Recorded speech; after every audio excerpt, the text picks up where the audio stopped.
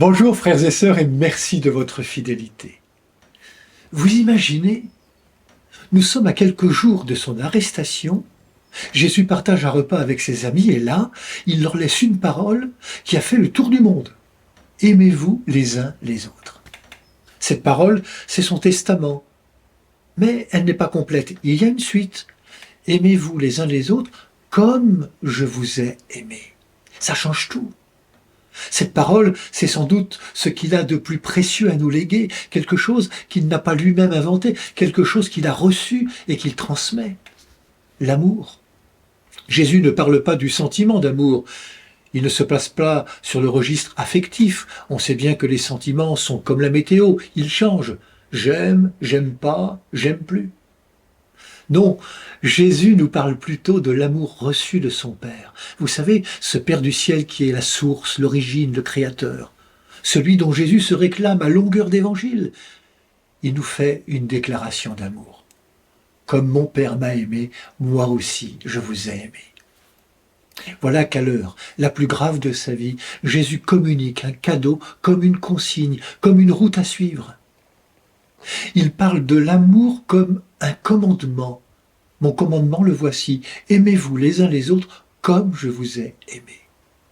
Il faut comprendre le mot commandement comme un impératif, une indication qu'il faut prendre au sérieux. Car c'est la vie qui est en jeu, la nôtre, celle des autres, celle de notre communauté, celle de nos familles, celle de notre planète, notre maison commune, la vigne du Seigneur. Il faut comprendre le mot commandement comme une direction à prendre, un chemin à suivre. Vous voulez vraiment aimer? Alors je vous donne le mode d'emploi. Aimer, selon Jésus, c'est le suivre et se comporter comme il s'est comporté durant sa vie publique. Autrement dit, aimer comme il nous a aimés. Comment Jésus aime-t-il? Il aime comme son Père aime. C'est pourquoi il veut nous faire connaître ce Père. Tout ce que j'ai entendu de mon Père, je vous l'ai fait connaître. Jésus nous invite donc à être reliés à lui et par lui à son Père. Aimer à la manière de Jésus, c'est entrer dans une histoire d'amitié. Je vous appelle mes amis. Dimanche dernier, il le disait avec une image. Je suis la vigne et vous les sarments, mon Père est le vigneron. Ainsi, tout est lié. Et parce que tout est lié, l'amour peut circuler en nous, comme la sève, au cœur des sarments. Ainsi, tous, autant que nous sommes, nous pouvons participer à cet amour du Père et du Fils. Dieu ne garde rien pour lui, et c'est pourquoi il se donne à connaître, et il le fait en nous donnant son Fils Jésus. Et Jésus ne garde pas l'amour reçu de son Père, il nous le donne, et nous invite à le donner à notre tour. Pas du bout des lèvres, mais par toute notre vie, comme lui.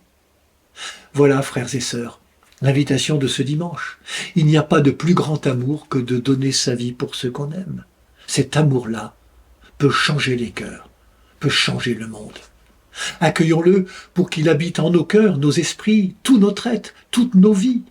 Il faut qu'il demeure en nous pour qu'il nous transforme. On ne peut partager que ce que nous avons. Et qu'avons-nous reçu du Seigneur? Son amitié et son amour. Bon dimanche à toutes et tous, prenez bien soin de vous et des autres.